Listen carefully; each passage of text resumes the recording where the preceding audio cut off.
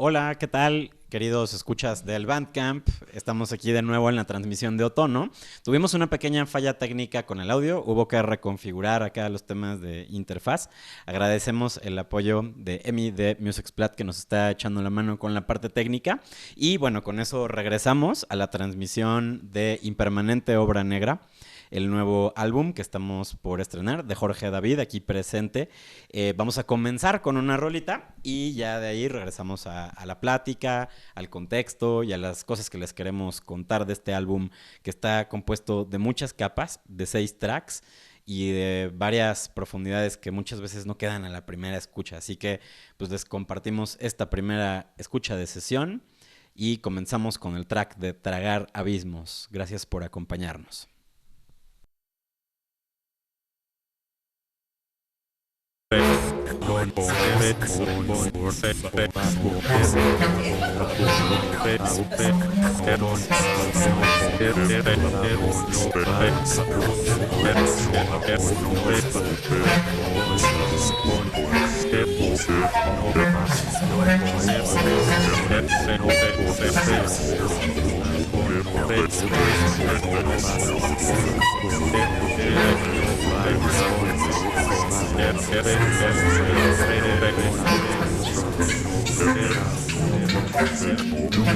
Saber hacia dónde vas, como ya qué punto vas a llegar, pero dónde estás llegando me genera esa inseguridad, por ejemplo, en esta palabra que no puedo pronunciar tranquilamente y siempre la tengo que pronunciar 2 o 3 veces, incluso para mí, aunque solo la escuché y desde ese momento que solo la escuché, esa sensación de pérdida no se ha acabado.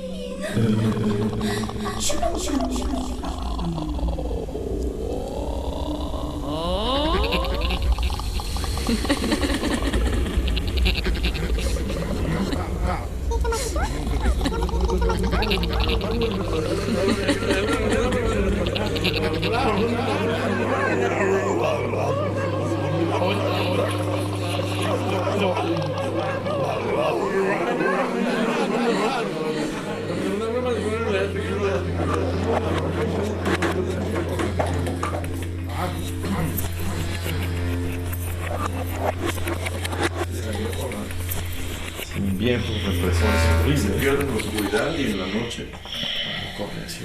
Y pues no sé, es un momento muy agradable con todo el mundo, quieres poder, no nos deja vivir juntos, 1 de la mañana a la 1 de la mañana, sin embargo, y nos tenemos en la clandestinidad, como si estuviéramos haciendo el acto de una persona por correr sin correr, revolucionario. Entonces yo quisiera regalarle al mundo.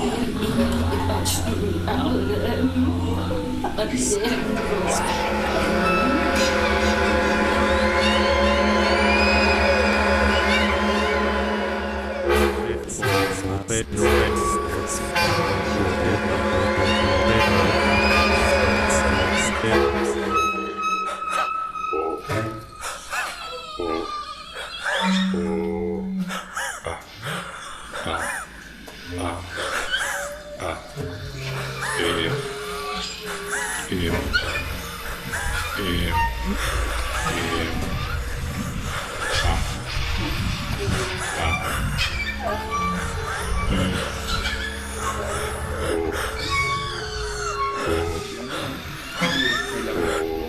La primera vez me subía a una avioneta, la primera vez que agarraba un barquillo con un helado de juguete que lo ponía y salía la bola de cabello soñado desde que sí la usaba.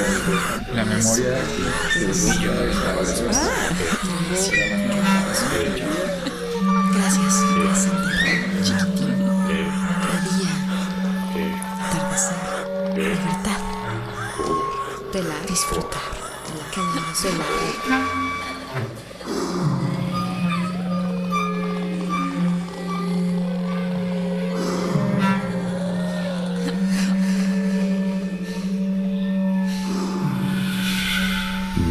Me gusta mucho sentir esa tranquilidad que la calma produce. Sentir como el viento acaricia la piel o mueve el cabello cuando estoy en calma, cuando no estoy enojado, cuando no estoy estresado. Y quiero que esa sensación se quede conmigo para siempre. Poder sonreír.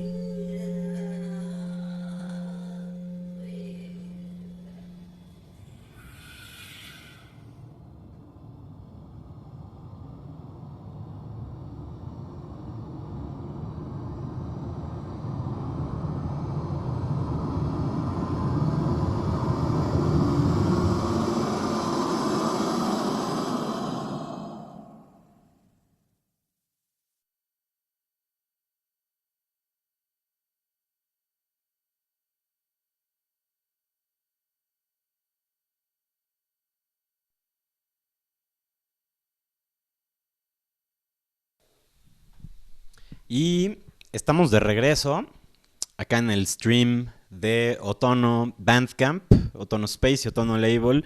Acaban de escuchar el primer track de Impermanente Obra Negra de Jorge David et al. Y compañía. Y luego de estas revelatorias fallas técnicas, estamos pues muy contentos de poder reintroducir un poco de contexto respecto a lo que es este disco de música experimental, lanzamiento ya número casi 2021 del sello, primer lanzamiento de 2022. Bueno, para que tengan un poquito de contexto, pues hoy nos acompaña Rosana Lara, que es una persona de mucha escucha sobre la música experimental a un nivel Latinoamérica, a un nivel experimental global. También nos acompaña Diego Tinajero, que fue el encargado de hacer la masterización del disco, de regular este proceso, que es un disco que cuenta con grabaciones que en algunos casos datan de 5 a 6 años, ¿no? Que tienen ahí como que pues toda una historia que compete a varios colectivos, a varios proyectos que formaron parte, o más bien de los cuales Jorge David formó parte desde una perspectiva casi multidisciplinaria.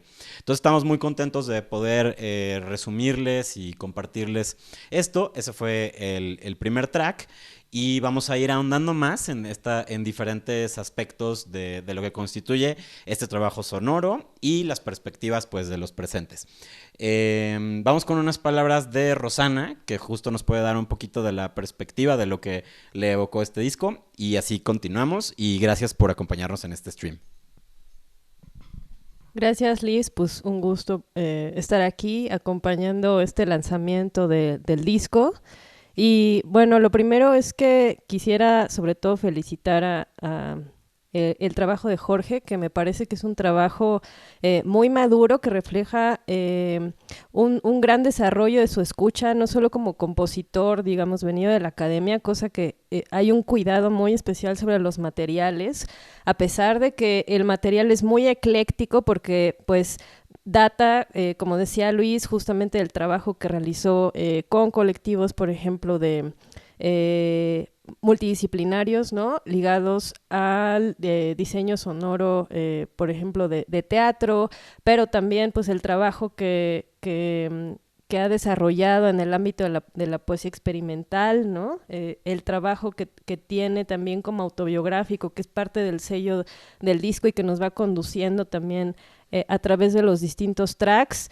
Y me parece muy arrojado, digamos, esta actitud de Jorge como un primer lanzamiento, también provocador, como la idea de la noción todavía arraigada en los circuitos experimentales del artista individual que trabaja sus materiales, celoso de sus materiales, de su sello, y que en realidad todo el material trabajado pertenece a un archivo que fue construido en colectivo, ¿no?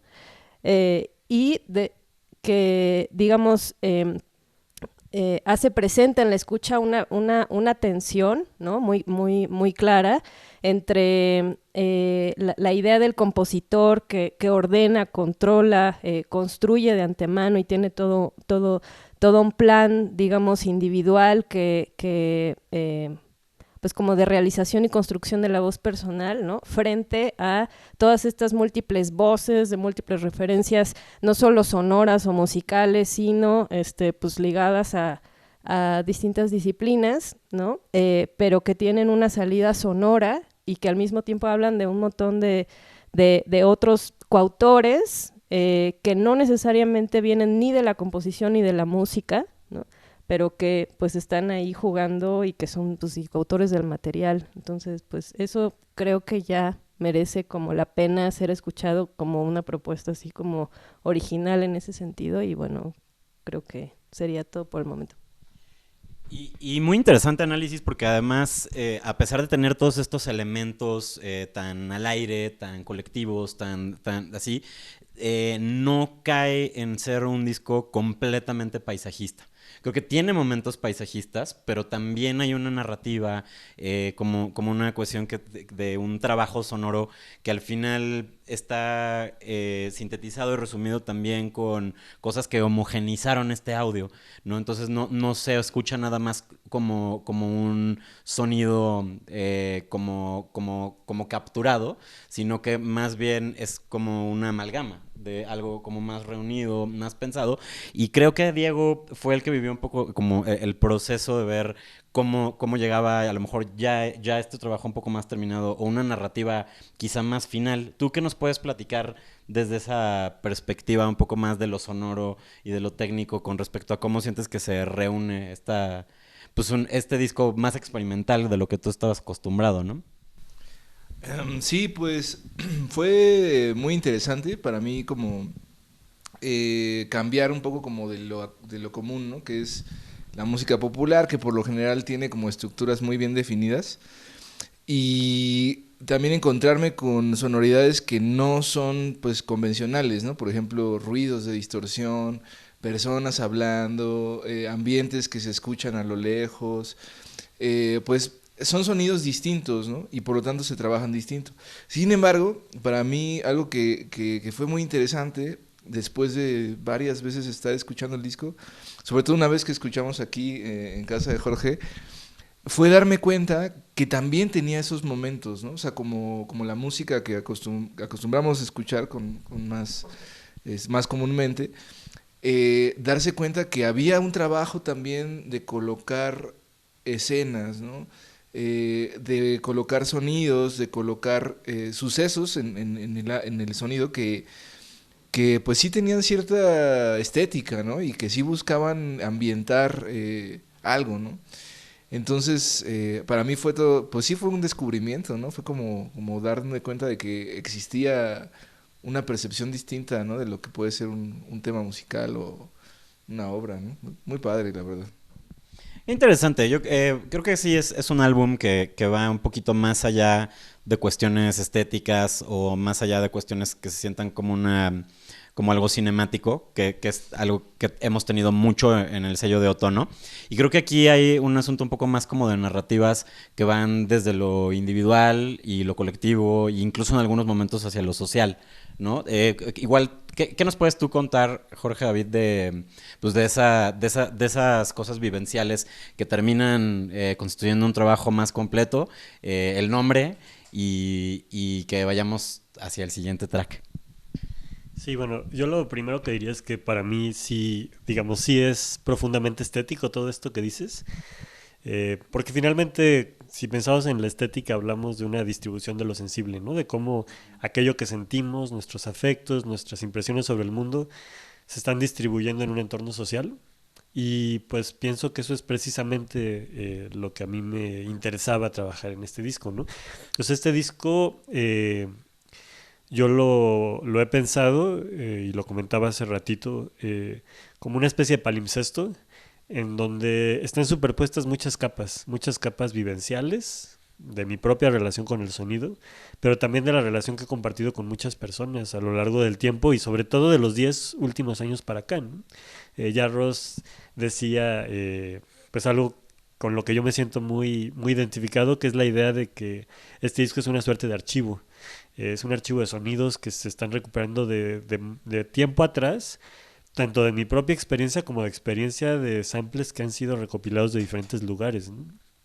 Y en ese sentido, me gusta pensar en el disco y en la música, y creo que en general en la música que yo hago y la música que a mí me interesa escuchar, como, como una obra abierta, eh, no solamente desde la construcción del sonido, sino también desde la escucha. Una obra abierta desde la escucha abierta que nunca termina. O sea, nosotros podemos escuchar una canción, la que queramos, incluso la canción, digamos, más constituida como obra terminada en una estructura muy convencional. Y una vez que terminamos de escuchar, algo se queda resonando. Y esa resonancia a mí me interesa mucho.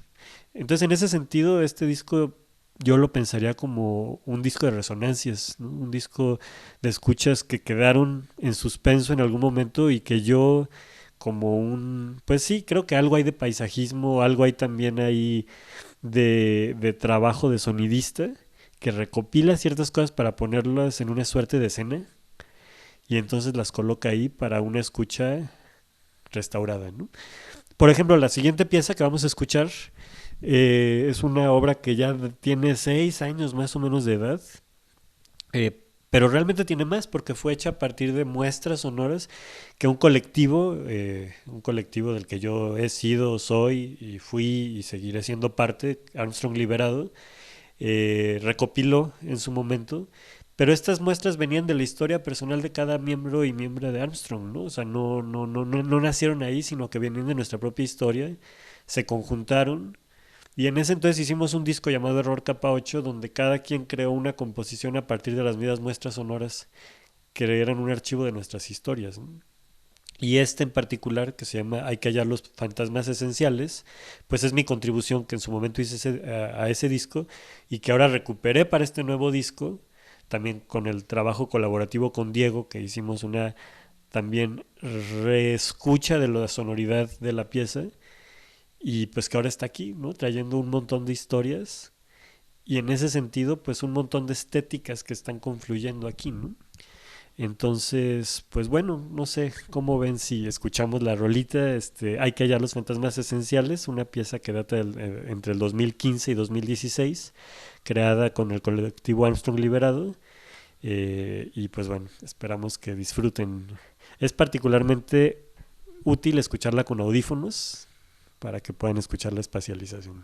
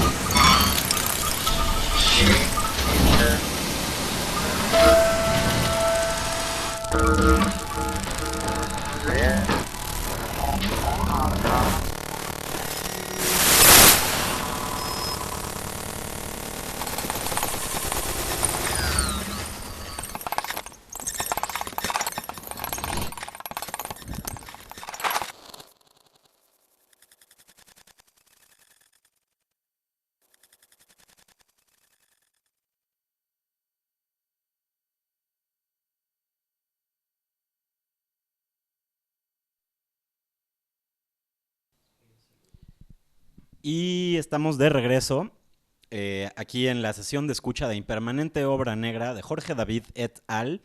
Para Otono.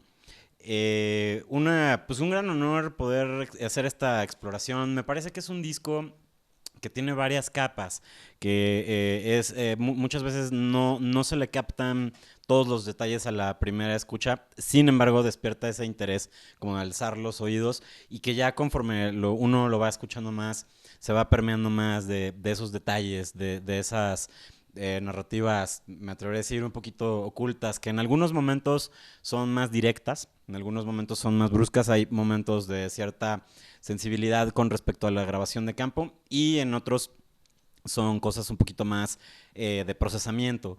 Yo quisiera también mencionar que si hay algo en común entre la plataforma que estamos estrenando el disco y el background del colectivo, ese contexto de, por ejemplo, del Armstrong Liberado, pues vale la pena mencionar que Armstrong Liberado es un colectivo que abogó mucho por la liberación y por la democratización de las herramientas tecnológicas en el sonido, ¿no?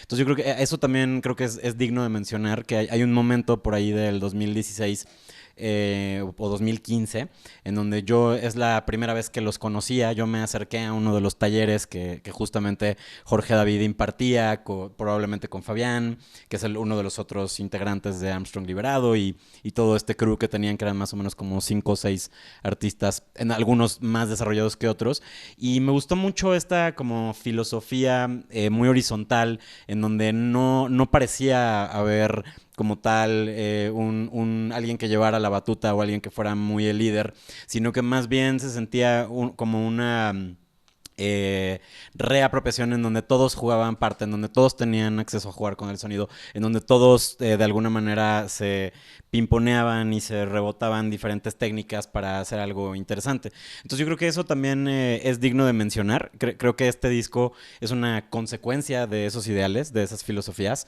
y de ese tipo de recreaciones.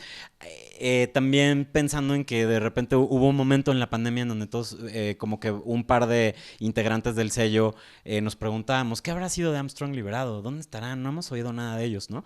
Y justo entre más nos lo habíamos preguntado, pasaron unos 2-3 mesecitos y de repente llega esta gran propuesta de la mano de Diego, ¿no? Entonces creo que fue un resumen interesante de algo que a lo mejor se sentía un poquito disperso, ¿no? Y que de pronto fue como cimentarlo en un álbum pues que dice algo.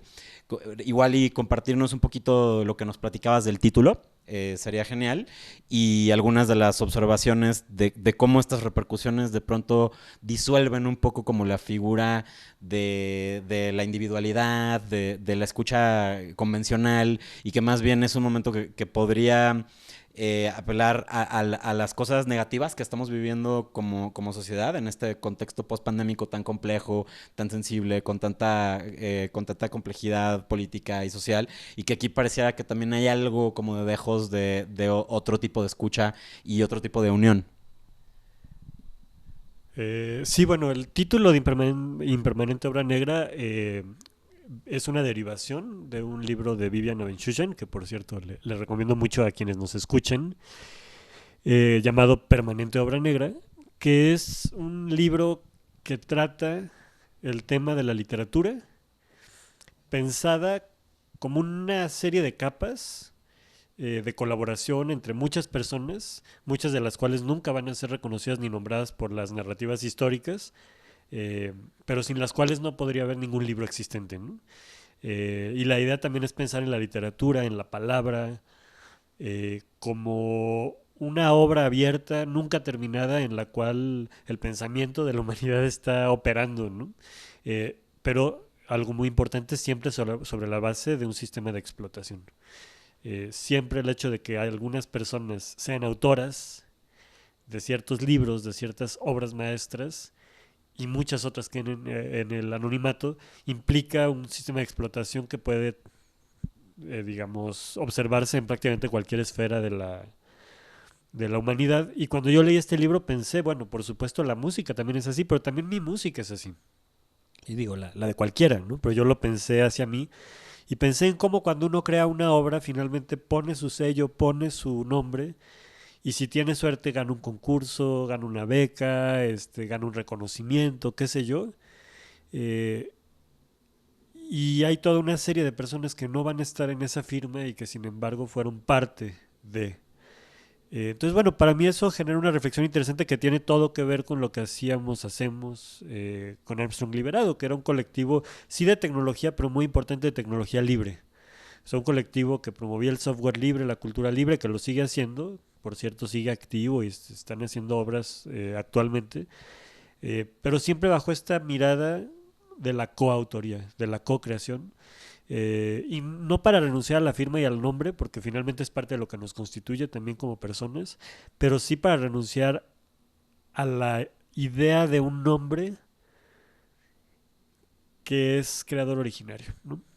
Entonces, bueno, es parte de la narrativa que está aquí, o sea, la idea de un disco que se llama Impermanente Obra Negra es una suerte de manifiesto que pone la co-creación al centro, y que al mismo tiempo negocia con lo que implica el nombre, ¿no? Porque el nombre nunca es tampoco inocente ni ingenuo, y bueno, es parte de lo que me interesa ahí jugar en eso, pero pues no sé, por ejemplo, qué piensen Diego, Rosana sobre, o sea, cómo recibieron el nombre del disco y cómo desde su escucha esto generó algún tipo de sentido. No sé. Bueno, si quieren yo empiezo. Bueno, el título me parece que ya enmarca a la escucha en un cierto lugar. Yo tendría que decir que además, bueno, te conozco desde mucho tiempo, sé el trabajo que has realizado durante todo este tiempo con los colectivos y el perfil de los mismos, pero sí me parecía que, honestamente, yo pensé en esta metáfora, quizá muy recurrente, entre la construcción de un hábitat, ¿no? De un mundo, en paralelo con la construcción del ser, ¿no? Y del ser como una forma de habitar el ser que está en permanente autocuestionamiento, reflexión, impermanencia, pero ahí yo diría cómo poder trascender, o sea, en un mundo en el que lo contemporáneo es ser incierto,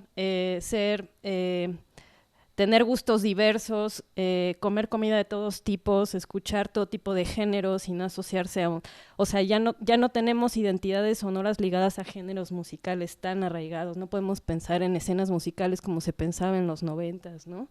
El mundo incluso de la impostura, ¿no? Pero ¿cómo se trasciende esta connotación de la impermanencia como sinónimo de impostura? Que también es muy propia de una cultura pop super light, ¿no? En donde justo no hay posicionamientos políticos y más bien es como estos seres que fluyen de paso y escuchan todo tipo de géneros y no hay finalmente un arraigo y más bien hay cuestionamientos al arraigo, hay cuestionamientos al abanderamiento político, al abanderamiento ideológico.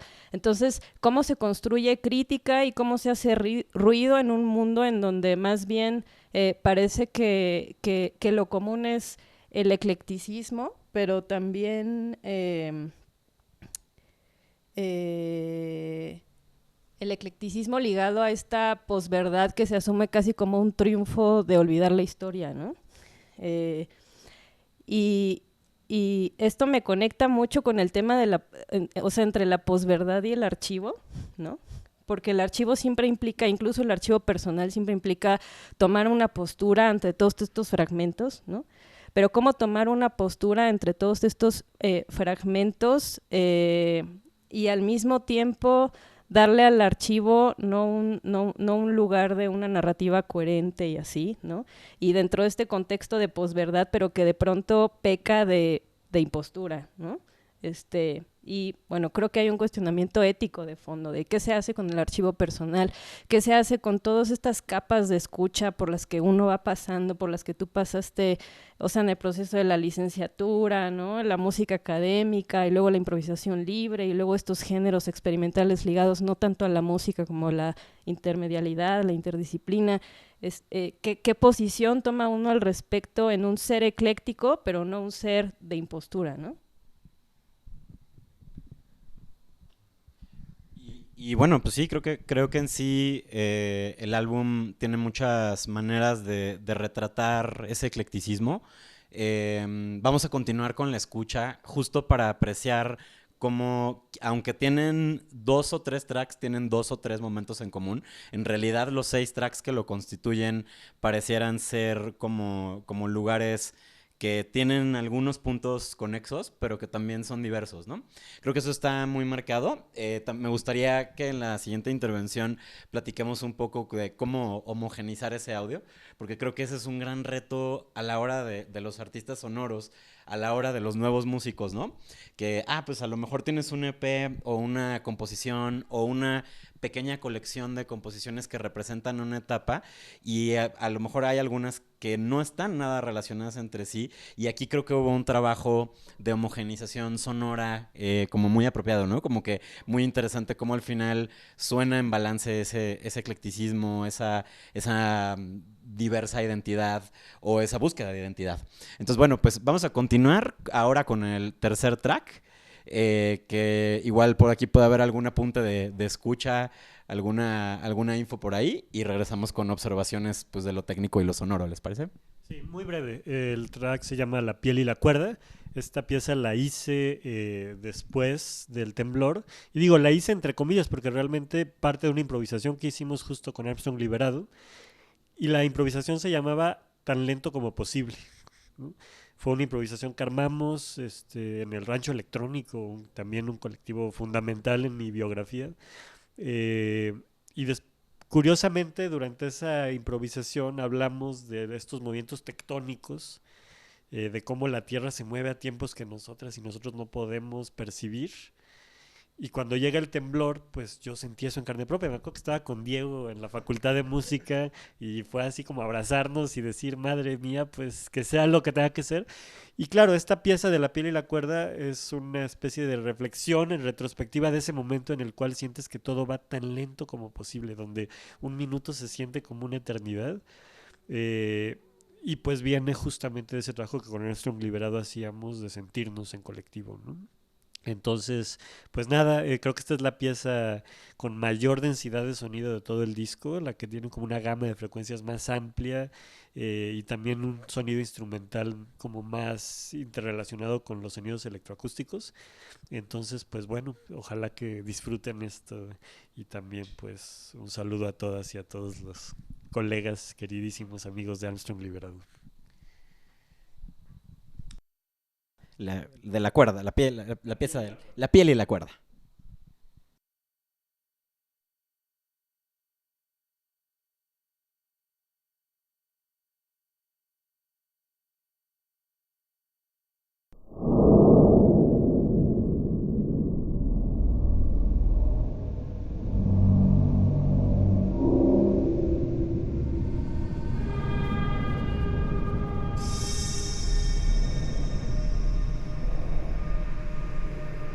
Thank you.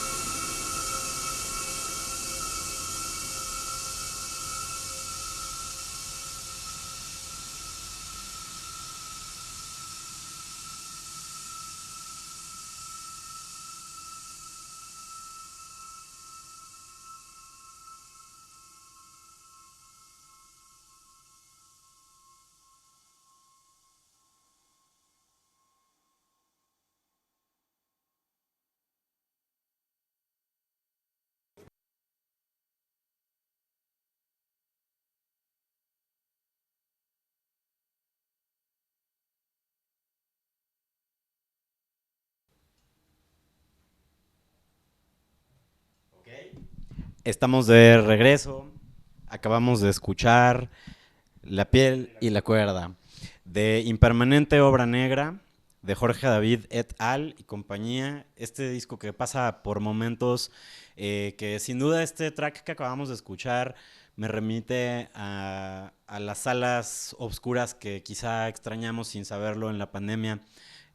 Como de un contexto de música experimental, de música, me atrevería a decir, concreta, con diferentes elementos. Y quisiera ahora, en esta intervención de la plática y sesión de escucha, abordar algunos de los temas técnicos y que Diego nos platique. Dado que me parece como muy interesante que el disco tiene muchos componentes de grabación de campo, de grabaciones que quizá no estaban en una muy alta fidelidad o que no estaban como muy nítidas.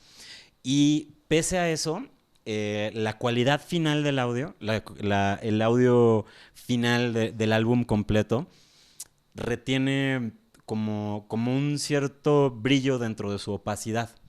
Creo que esa es una alquimia interesante en donde no todo se siente hasta arriba, no todo se siente sumamente brilloso, pero tampoco todo se siente tan de baja fidelidad o tan de cualquier grabación hecha por ahí, ¿no?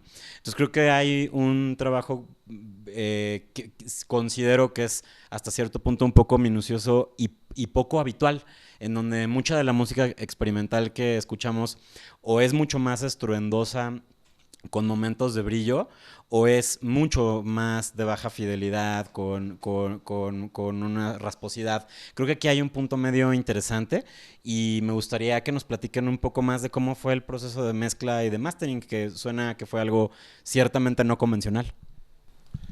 Sí, pues bueno, yo en particular estuve encargado del proceso de masterización. Creo que Jorge ya había hecho un trabajo, pues sí, importante de edición, yo creo que sobre todo de edición, y también de panoramización, que eso creo que también era algo importante, ¿no? Como respetar un poco esa panoramización y ese trabajo que él había realizado. Algo que es muy curioso y que a mí también me pareció pues una novedad en el trabajo, ¿no? Ay, perdón, ahí está, ahora sí. Es que estamos acostumbrados, los ingenieros de sonido que nos dedicamos a la música popular, a ya tener ciertas convenciones, ¿no? Así como que, pues es que el kick debe sonar gordo, ¿no? La guitarra tiene que estar arriba, se comprime, no se comprime.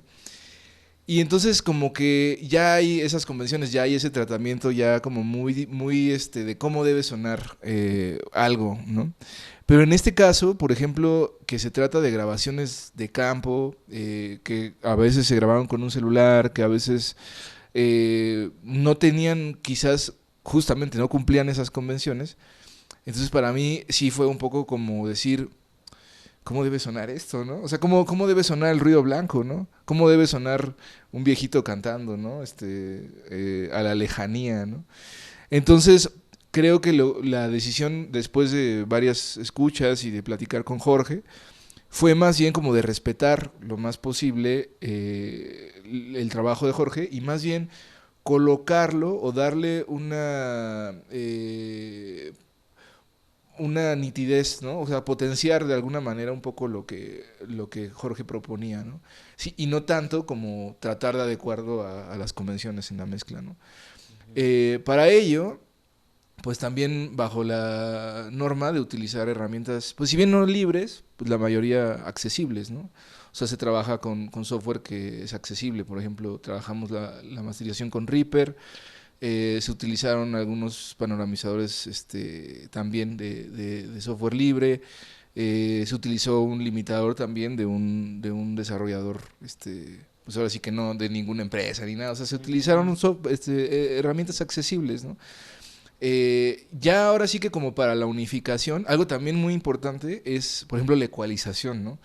¿Cómo ecualizas un disco de noise, no? Eso es algo así de ¿para qué? O sea, como que incluso solo decir vamos a ecualizar, pues no tiene sentido porque es ruido, ¿no? Y el ruido debe ser como es, ¿no? No se tiene que meter en ninguna convención, salvo algunas cosas que yo le decía a Jorge, bueno, a lo mejor la gente que lo escucha, pues sí, aquí sí podríamos lastimar a alguien, ¿no? Entonces, vamos a suavizar quizás un poquito aquí la distorsión o así, pero fueron cosas mínimas en realidad, ¿no? Quizás yo diría que el gran trabajo, o bueno, más bien el trabajo más esencial dentro de la masterización fue ampliar un poco el panorama estéreo, limitar para dar como cierta cohesión en el rango dinámico a los volúmenes de toda la grabación, y una ligera compresión en los tracks que requerían pues ahora sí como un poco más de sonido frontal, ¿no? Hicimos varias pruebas también. Por ahí yo tenía la idea de poner una reverberación ahí como muy acuosa que difuminaba todo de una manera espantosa, ¿no? Entonces hay errores también, ¿no? Y no fue como todo así de, ya lo vi y así va a ser, ¿no? Pues tuvimos que dialogar, probar, y así fue como se logró. Bueno, pero esto del demo acuoso nunca lo descartes, porque siempre hay luego un disco de remixes. Entonces, también, qué interesante que en el tiempo en el que vivimos con el mayor desarrollo tecnológico, en donde estamos en la época de todos los softwares, en la época del equipo caro, en la época de los masterizadores, se vuelva un poco a estas cosas del open source, ¿no? Se vuelva un poco. Creo que también se refleja en algunas de las piezas. Ponernos cuentas de la siguiente escucha, a lo mejor partiendo de este tema, y justo vamos hacia los aspectos del disco en donde se rinde homenaje a otras cosas, ¿no? Sí, bueno, esta pieza que vamos a escuchar, Tolt, es una colaboración con un amigo muy querido, Ernesto Méndez, Neto, que bueno, creo que es la pieza más deliberadamente archivística del disco, o al menos la que expone más su condición de archivo como parte central de su discurso, porque está creada a partir de un archivo sonoro que tiene un correlato fotográfico. Neto es un gran fotógrafo, también con una amistad y colaboración artística de más de 10 años. Y entonces él realizó una exposición de fotografías que tiene él, sobre todo de contextos de migración, de gente mexicana y latinoamericana en Estados Unidos.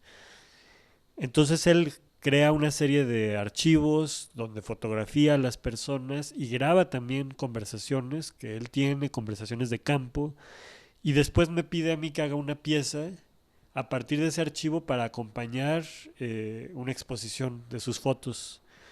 Entonces fue un trabajo muy interesante porque lo trabajamos juntos, y Ernesto, si algo tiene, es que también tiene un oído espléndido, súper fino, pero sobre todo sabe lo que quiere escuchar.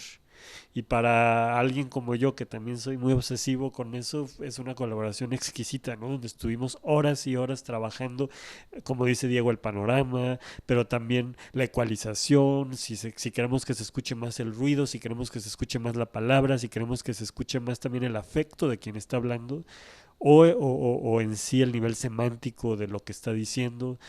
Entonces estuvimos trabajando la mezcla bastante, y a mí me metió en una reflexión que quisiera proponerle a nuestros escuchas ahorita que escuchen la pieza, que es la idea de que el sonido siempre es migrante. O sea, desde el hecho de que uno emite un sonido o algo, un objeto vibrante emite un sonido y llega a nuestro oído, ya ese tránsito es una migración. Y en la migración el sonido se transforma físicamente por todo el medio que está alrededor, pero también se transforma afectiva y semánticamente. No es lo mismo que yo escuche una palabra como las que vamos a oír en la grabación, siendo mexicano y que tal vez reconozco muchos signos, a que lo escuche alguien de otro país, o de repente hay palabras que yo no entiendo o que entiendo solo en una dimensión, pero alguien que es hondureño entiende otras cosas, ¿no? O alguien que viene de Tijuana o de Guadalajara o de diferentes lugares, incluso dentro de México.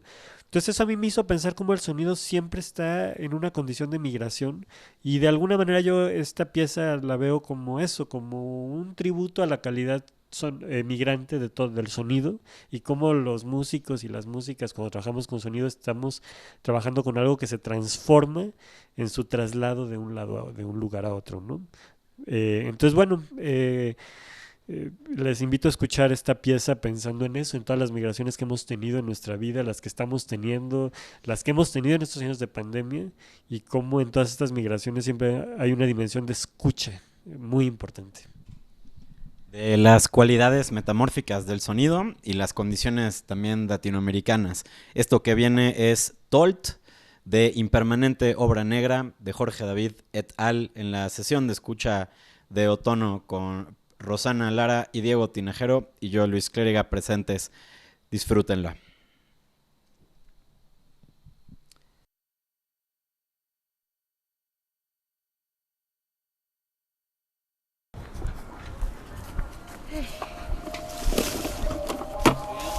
Ese güey tiene como 4 nombres, verga.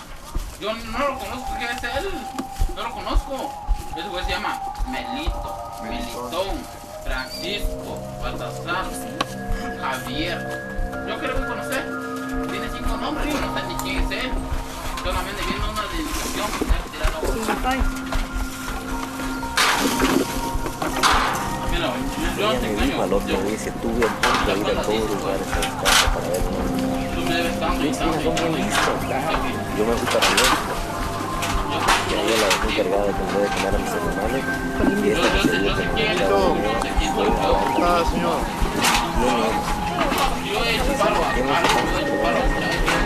estuve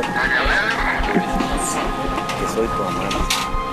Le digo, no le hagas caso, no tienes por qué dar explicación. Mira, yo le hice paro a Chay, me hacían $50. Verga, no manda con el tanto, no manda ni con feria. Empezó a decir que tuve Y después una se murió abuela que de Sansai. preciosa, preciosa. Por aquí ha sido chaparrita, pero todo bien acuerpadito y todo así. Cuando la estaba Rosario, me preguntaba, yo voy por el chingada, estoy soñando.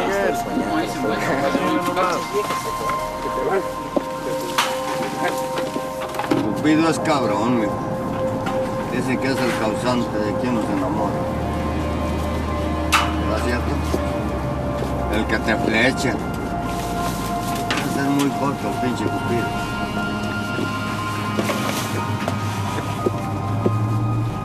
Pero sí, mi neto.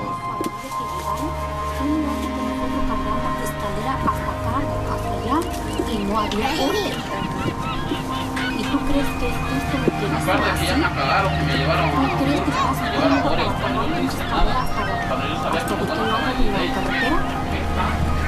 Él está mirando claramente que ya no hay rumbo.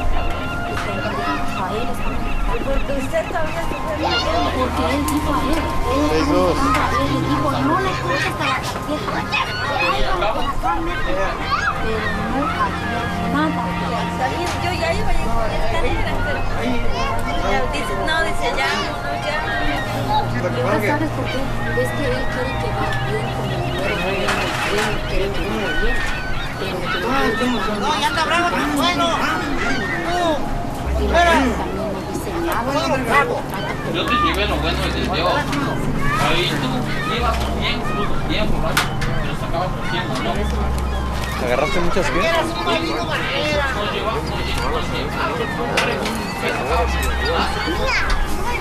Apuntada, Diego. Ya te la apunté. Yo los llevé a ustedes a Cherry, no los llevé a la Blueberry.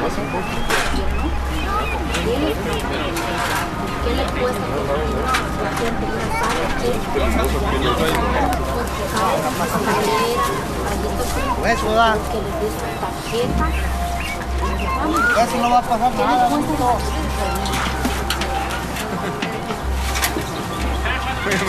Ya te la apunté, Benito. ¿Cómo es Benito?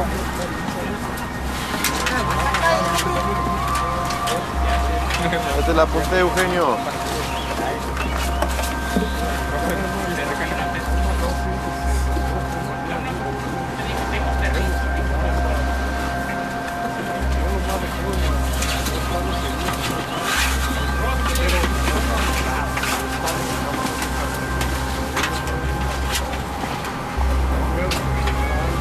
Pasado, yo voy a tu casa, tu mamá te ordena que preguntas siempre para mí.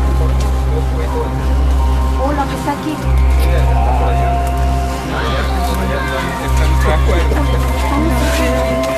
Muy malo, terminó la cosa.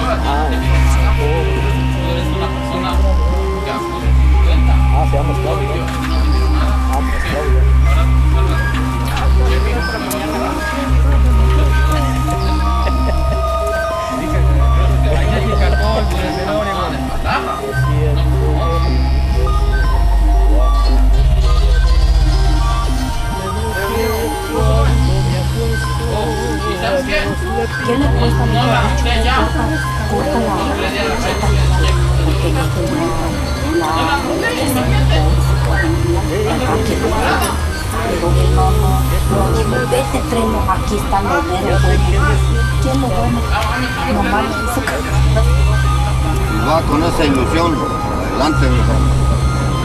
Ah, pues, no por una decepción se va a acabar el mundo, papá.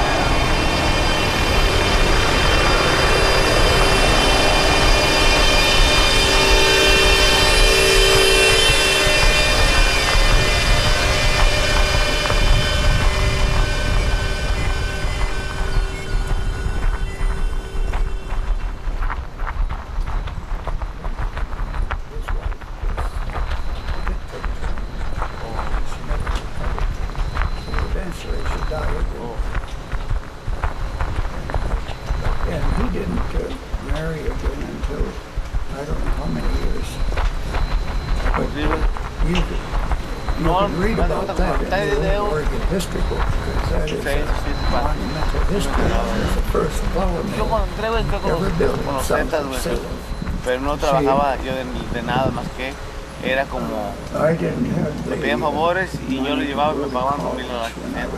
Yo no hacía favores, sí, me hacía favores. ¿Por qué? Porque viven en mi casa, ¿me entiendes? Yo mejor voy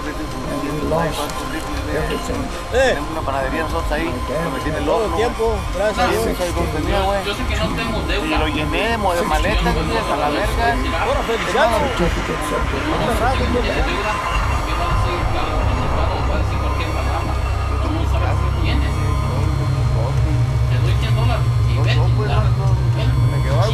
Chicago.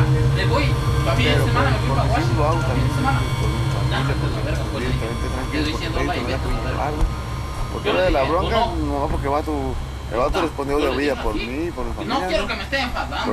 Por eso por mi familia. Cuando yo sé que yo te traje a ti, yo le traje a él, yo lo llevé. La verdad, no quiero que me esté enfadando. Cuando pidiendo un permiso que dice que me voy. Por eso le dije a Chay.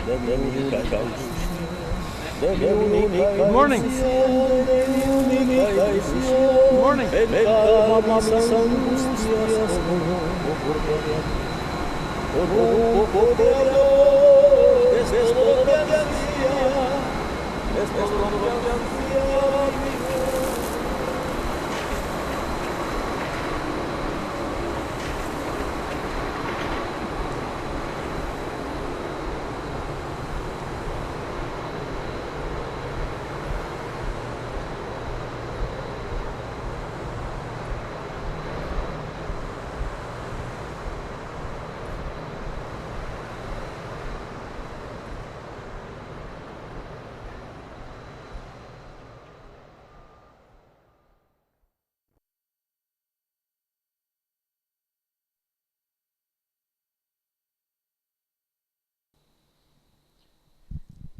Y estamos de regreso.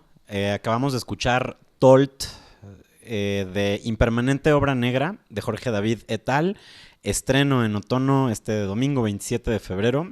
Estamos lanzando el disco, compartiendo algunas reflexiones de la escucha. Este track que a varios nos pareció como uno de los momentos cinemáticos, que tiene algún elemento de documental, que tiene también la representación de que al final del día Otono es un sello latinoamericano y que de alguna forma eso implica en algunas cosas nos pone en ventaja, en otras en desventaja con el panorama global, pero que al final pues representa una cierta condición, ¿no? Un cierto retrato de lo que es a veces la vida fronteriza desde perspectivas que no siempre son las más privilegiadas o que simplemente emanan la reflexión. Entonces, bueno, este es uno de los momentos como que pareciera ser como más cinemáticos o más documentalistas de este disco que tiene cualidades archivistas. Y quisiéramos ahora ceder la palabra a Rosana, justo como indagando un poco en que seguramente las 4 personas que estamos aquí somos como partícipes de algo que yo llamaría la escucha activa, ¿no? Y que la escucha activa a veces es algo que está presente o que se incentiva hacia ciertos públicos y a veces no tanto, o a veces hay quien de repente se le da natural, ¿no? Yo siento que este disco en algunas cosas va de clasificación, en otras es como un poema electrónico.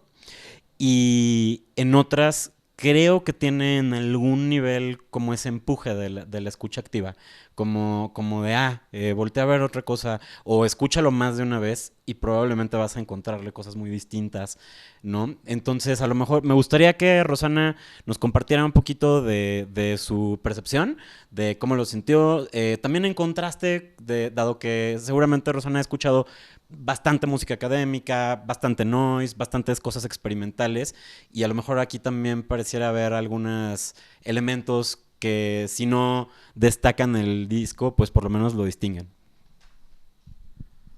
Yo creo que es una escucha exigente a la que está apelando precisamente porque no hay un único modo de escucha o un modo de escucha privilegiado, sino que uno está constantemente cambiando un poco el modo de escucha, justamente de una escucha que busca la causalidad, las fuentes del sonido, por ejemplo, en esta pieza que es más tipo documental sonoro, pero hay una gran parte de las fuentes sonoras que son materiales muy abstractos, que más bien nos remiten a sonidos de síntesis y que podrían darnos una idea de que estamos como entre una escucha acusmática, sofisticada, que tiene que ver con la tradición electroacústica, y no, al mismo tiempo está continuamente evadiendo esa tradición, ¿no?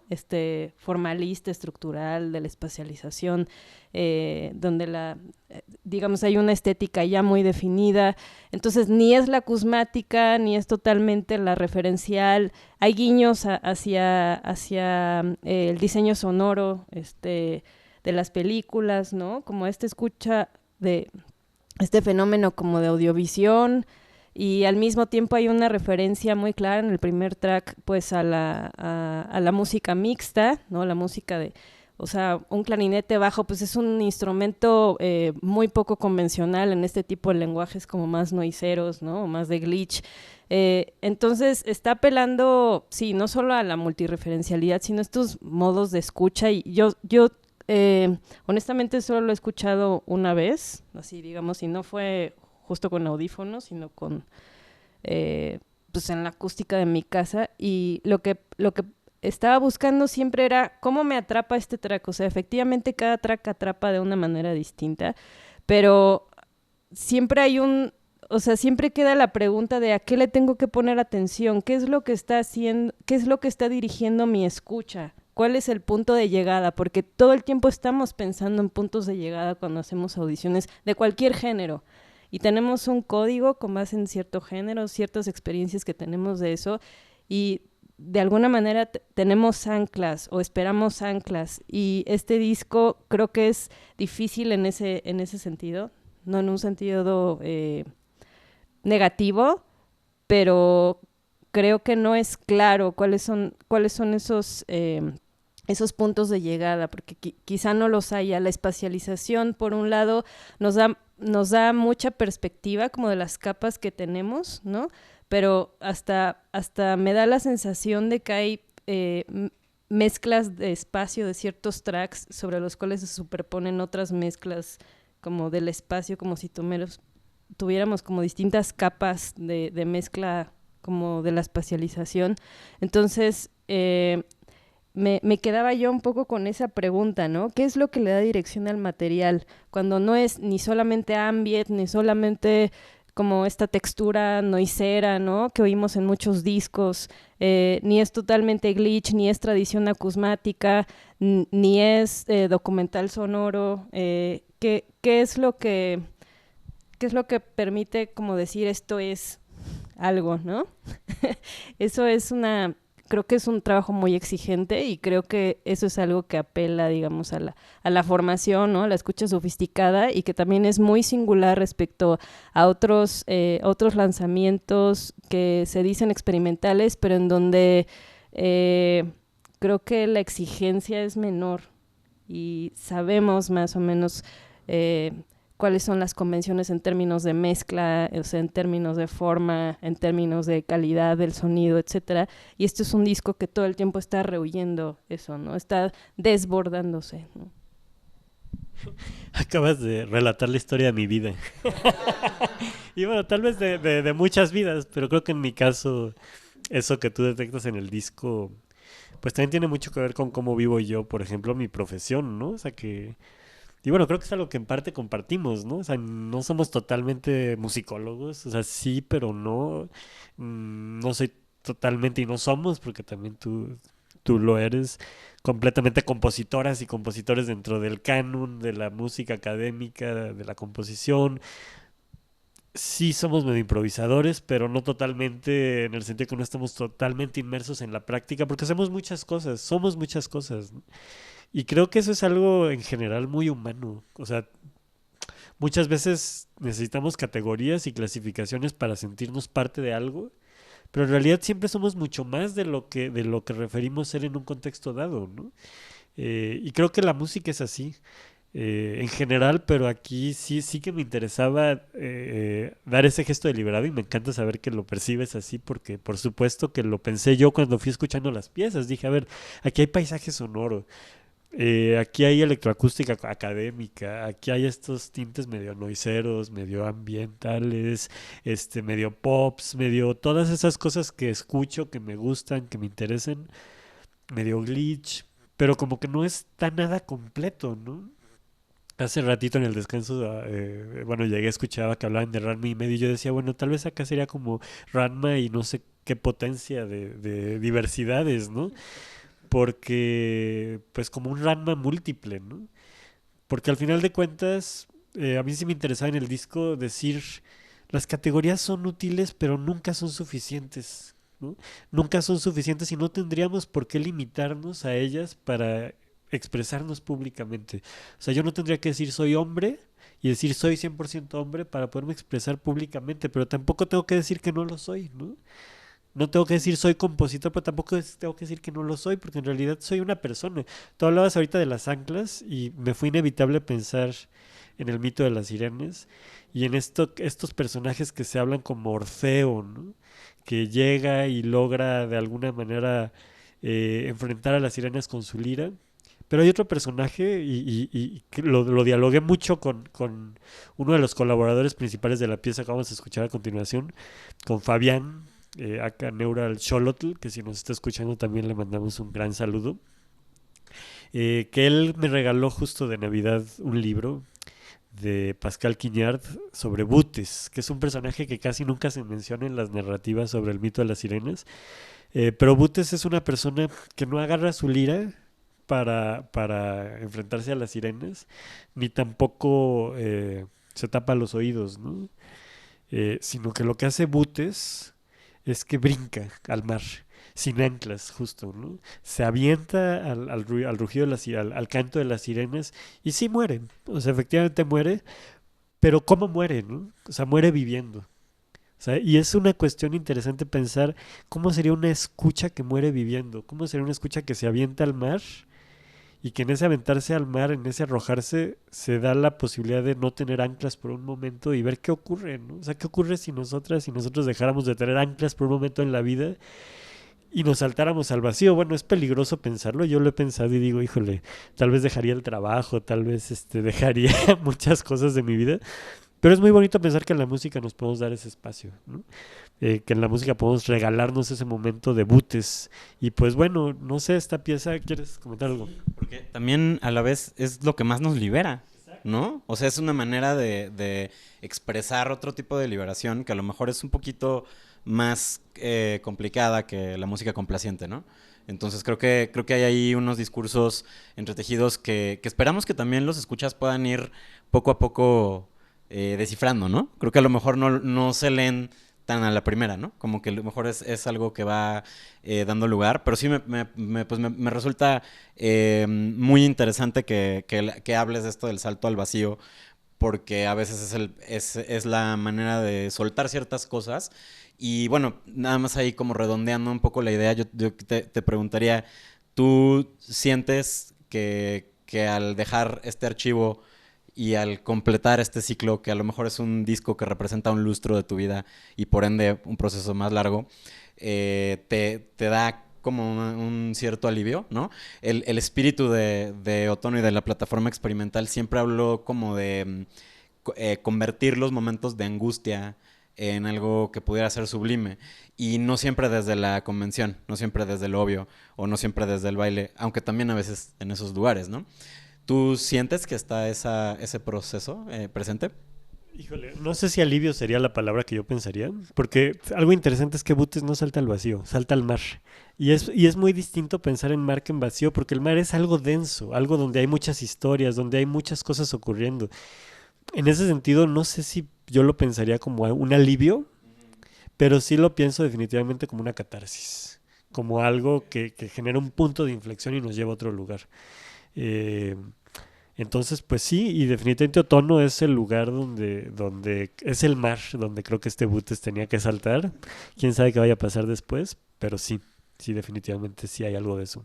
Y fíjense que sobre eso habla en parte esta pieza que sigue, de Códigos Obsesos, porque es una pieza también, como todas las que hemos venido escuchando, es una obra colaborativa, pero en este caso es una pieza que surge de una plataforma que creé en el 2014, de remezclas, donde muchas personas iban subiendo a esta plataforma remezclas y se remezclaban las piezas entre sí. Entonces yo subí como una primera pieza detonante y después se hicieron piezas y piezas y piezas, y esta que vamos a escuchar, que es la versión 6.1 me parece, fue una remezcla que hice con Fabián, colaborador de varios colectivos y de muchos años y muchas amistades, donde tomamos como, no sé, 10 remezclas del proyecto y nos pusimos a hacer una escucha atenta que justamente tenía que ver con la pregunta de cómo hacemos de esta pieza un mar de incertidumbre. O sea, cómo logramos que esta pieza nos lleve justamente a levar las anclas para ir hacia algún lugar en la escucha, ¿no? Y bueno, pues ya es la penúltima pieza del disco. Pero creo que de alguna manera esta pieza en particular condensa cuestiones como la colaboración, como esto que decía Ross de que sí está la espacialización, sí hay ciertos puntos de inflexión tonal no me refiero dentro del marco de la música tonal, sino de los tonos, ¿no? Sí hay cierta cuestión de la densidad tímbrica, pero están como todas estas cosas contrapuestas como en un mar revoloteante, ¿no? Un mar agitado. Y pues eso. Pues con algo de valentía y pasión, creo. Nos vamos con el penúltimo track y así vamos acercándonos a la despedida. Sí, antes de ponerlo, yo quisiera pedirle a quienes nos escuchan que en esta pieza en particular cierren los ojos y se pongan cómodos. Y salten, o sea, salten. Déjense llevar por una música que tal vez les resulte extraña, que tal vez les resulte agresiva, que tal vez les resulte incómoda, pero que tal vez algo de todo eso esté dentro de ellos mismos y ellas mismas. Muchas gracias, Jorge David. Impermanente Obra Negra. Esto que continúa es Códigos Obsesos 6.0 en el stream y sesión de escucha con Rosana Lara, Diego Tinajero nos acompañan. Estamos aquí en Otono.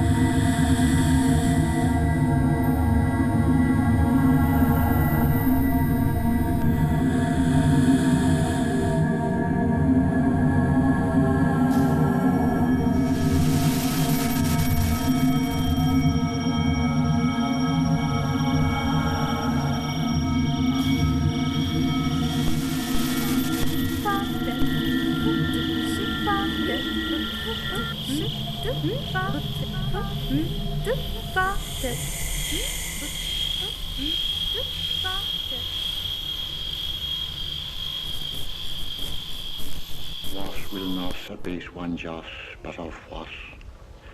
Of the coming to, of the being at, of the going from, not habitat. Of the long way, of the short stay, of the going back home the way he had come. Of the empty heart, of the empty hands, of the dim mind wayfaring through barren lands. Of a flame with dark winds hedged about, going out, gone out. Of the empty heart, of the empty hands, of the dark mind stumbling through barren lands. That is of what will not abase one jot.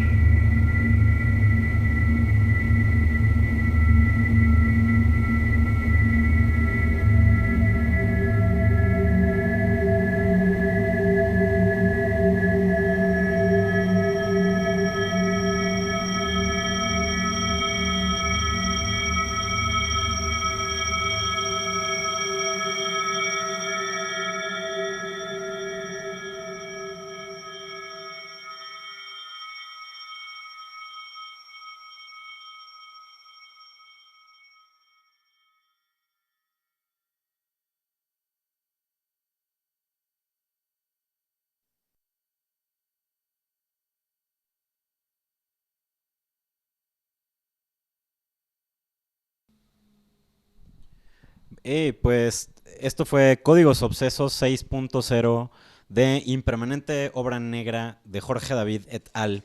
El nuevo álbum en otono. Estamos a punto de liberarlo para que ya lo puedan descargar, escuchar completo. Este fue el track 5 de 6. Eso significa que nos acercamos ya a la recta final. Y yo quiero aprovechar un momento simplemente para agradecer. No solo a título personal, o bueno, sí, a título personal, pero más como a nivel el contexto.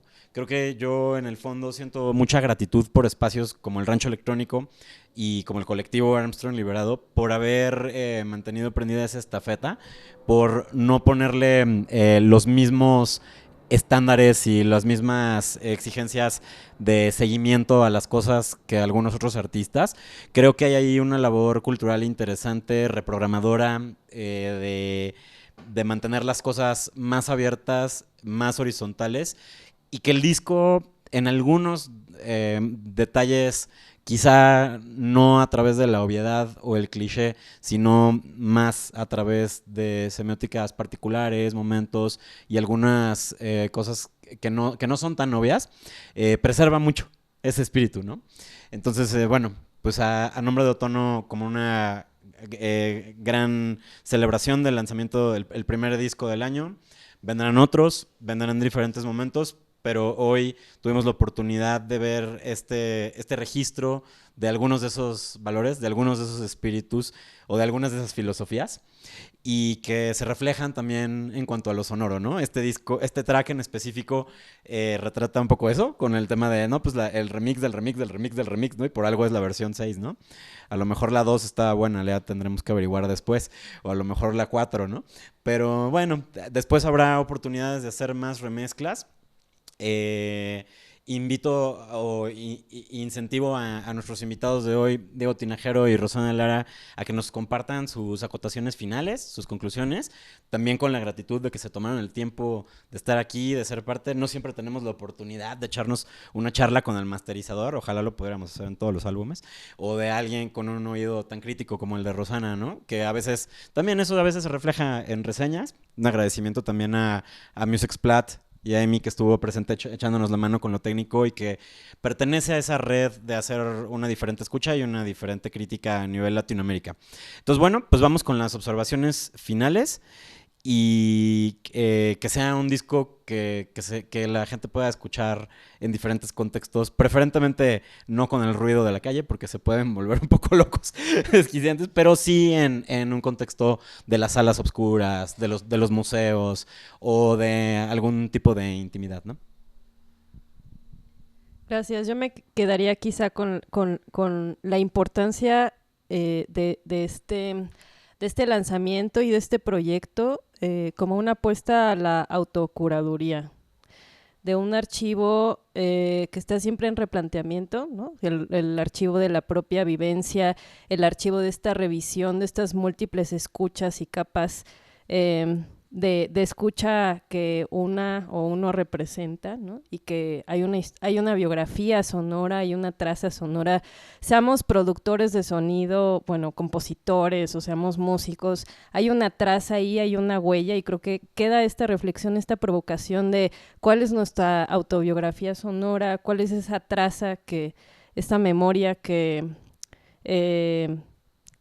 nos da de alguna manera, pues sí, un ancla, ¿no? Porque hay una impermanencia, pero creo que dentro de la impermanencia este continuo regresar, ¿no? A hacerse las mismas preguntas, a revisitar música que pareció que uno ya había superado o abandonado, ¿no? Pues implica una labor, sí también de archivo, ¿no? Implica, y dentro de esa labor de archivo, pues un proyecto de autocuraduría, ¿no? Porque pues no es nada más un work in progress como lineal y progresivo, como teleológico, sino pues son bucles, ¿no? Bucles de escucha, recuerdo. Entonces creo que este disco es como un gran ejemplo de algo que se puede lograr y que pues creo que cualquiera puede hacer como un acto como de reflexión, de memoria y de la autobiografía auditiva, ¿no? Que cada uno tenemos. Y pues gracias por la experiencia, gracias, escuchen el disco. Y pues eso sería todo. Bueno, pues a mí, pues nada, me parece fabuloso haber participado en este disco como masterizador. Digo, lo agradezco mucho por la experiencia, pero también por la posibilidad de entrar en otro modo de escucha, de poderse dar el tiempo de cambiar la perspectiva de la masterización también, ¿no? Hacia romper las convenciones, hacia darle su lugar al ruido, ¿no? También en el espacio sonoro. También a Otono, ¿no? Por ser una plataforma que también rompe las convenciones, ¿no? Que da la posibilidad a artistas pues que tienen estas nuevas formas también de hacer arte, y pues que exista, y pues hay que apoyarlo, ¿no? Y bueno, por último, algo que también me parece muy importante, y más como al compositor, bueno, al proceso de Jorge, a mí agradezco mucho también la oportunidad de tener esa onda como de darse un valor a lo que uno ha construido, ¿no?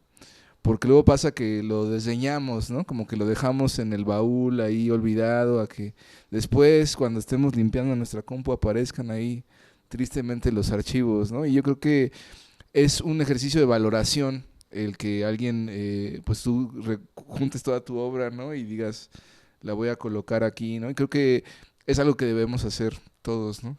Todos y todas, ¿no? Entonces, pues nada, eso también me parece una lección importante, ¿no? Sí, bueno, es que los escucho y pienso mucho en todo el proceso, no solo de hacer el disco, sino todo el proceso que cada pieza está de alguna manera reflejando, ¿no? Como dice Diego, o sea, algunas piezas fueron así, o sea, de repente a mí me pasó que sentía que tenía que cambiar otra cosa en mi vida, pero tenía de alguna forma que publicar esto, ¿no? O sea, no podía empezar una nueva etapa creativa sin sacar esto al formato de un disco, ¿no? Y pues no sé, algo que yo me quedaría pensando es que este disco quizás lo pienso como una carta de amor, ¿no? Como una carta de amor hacia todo lo que ha confluido para que cada pieza suene, hacia toda la gente que estuvo presente en todos los procesos, hacia mi propio pasado, hacia las distintas etapas por las que yo fui pasando, siempre en colaboración con, ¿no? O sea, porque realmente nadie de los que estamos aquí sentadas nos estamos conociendo ahora. Todas y todos tenemos una historia. O sea, ya Luis hablaba hace rato de cómo hace años estuvimos compartiendo talleres, en el festival también Infinito, allá en el Huerto Roma fue, ¿no? Bueno, con Ross no se diga, o sea, de una historia del 2009 a la fecha que ha pasado por un montón de procesos. Con Diego igual ya que 5 o 6 años, ya ni sé. con Emi que está aquí. O sea, al final de cuentas en estas piezas hay historias, ¿no? Y hay historias que están llenas de afecto y que para mí es importante colocarlas ahí, ¿no? Y colocarlas en una historia personal. Curiosamente, la última pieza que vamos a escuchar a continuación es la única en la que aparece explícitamente mi voz, o sea, mi voz fónica, ¿no? O sea, obviamente la voz está en todas las piezas, en las selecciones, en la curaduría que decía Ross, la autocuraduría, pero aquí es la única donde se escucha el timbre de mi voz, ¿no? Y yo decidí dejarlo al final también como una especie de acto enunciativo, porque además es la voz que para mí representa una de las máximas intimidades, que es la voz que lee poesía. Y este poema que se lee de Roberto Juarros es un poema que yo leí por primera vez cuando iba en un camión, me acuerdo, en la noche, iba a Chiapas, a la selva Lacandón, y tenía mucho miedo, o sea, me daba mucho miedo la experiencia de lo que podía encontrar allá, porque justo sentía que era un salto al mar, ¿no? Era un salto a lo desconocido. Yo sentía que ese viaje en particular hacia territorio zapatista, en la noche, en la selva, en el 2012, ¿no? Cuando se hablaba de que iba a ser el cambio de época, a mí me generaba mucho miedo porque sentía que me iba a encontrar con algo que me iba a llevar a otro lado. Y de alguna manera así pasó, ¿no? Entonces cuando yo hice esta pieza, que además es la única que yo hice solo, o sea, que yo grabé en mi computadora, con mi micrófono, con mis patches de Pure Data, es la única donde no participaron otras personas en el acto mismo de la composición. Y es la única donde yo aparezco leyendo poesía de un poema que me marcó. Y esto, y ya para ir cerrando, me lleva a una reflexión que alguna vez leí, donde cierto compositor, no sé, tal vez era Luigi Nono, tal vez era, no sé, no, son de esas cosas que uno sabe que leyó en algún lado y no sabe dónde, pero alguien decía que aspiraba a hacer una música no para ser escuchada, sino una música capaz de escuchar. Es una música que escuchara. O sea, que yo escuche la música y sienta que la música me está escuchando a mí.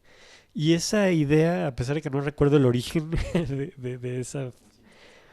sí, pero es sobre todo una especie de autorreflexividad, ¿no? Decir, yo hago una música para que me escuche a mí mismo y para que de alguna manera la gente pueda escuchar mi escucha y escuchar su propia escucha.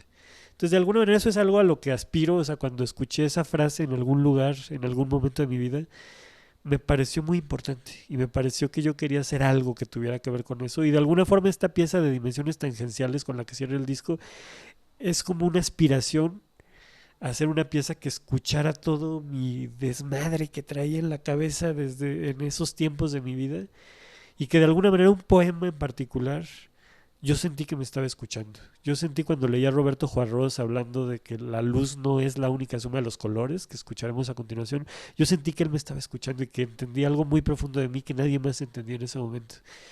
Y de alguna forma esta pieza es como un pequeño epílogo que habla sobre la importancia de escucharse uno mismo, aun cuando lo que escuchemos sea confuso, aun cuando lo que escuchemos no nos dé anclas, aun cuando lo que escuchemos nos lleve a un lugar ignoto, es parte de lo que somos, ¿no? Y pues de alguna forma esta impermanente obra negra también es una obra abierta a construcciones futuras. La obra negra puede tener un piso nuevo el día de mañana, la obra negra puede tener una pared o un muro nuevo que no estaba pensado, la obra negra puede tener una grieta que no estaba prevista, y la obra negra puede ser habitada. No tenemos que esperar a que hayan muros terminados para habitar esa casa que somos y que está en una impermanente construcción perpetua, ¿no? Entonces creo que es lo último que quisiera decir el día de hoy. Muchas gracias a todas y a todos quienes nos escuchan. Gracias, Otono.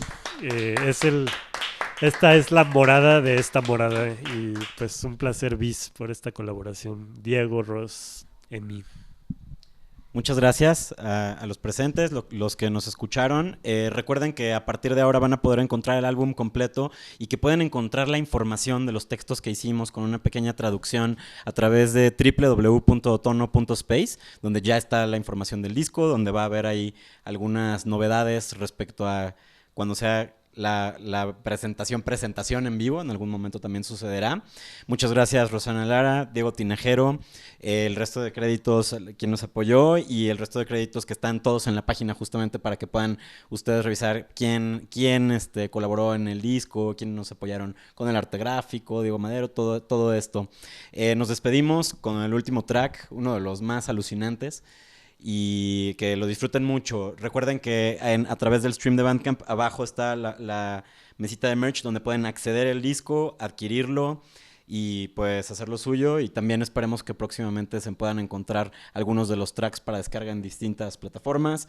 Ahí estarán sucediendo cosas, estén atentos. También recuerden que Otono es una plataforma que genera experiencias, que genera otros álbumes, que genera producciones, que no nada más son los discos, sino que también a veces son diferentes tipos de mancuernas, diferentes tipos de colaboración y por ende diferentes tipos de escucha. Muchas gracias a los presentes.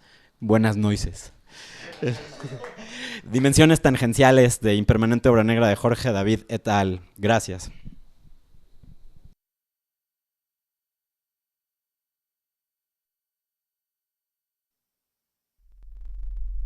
No es la luz la única suma de los colores.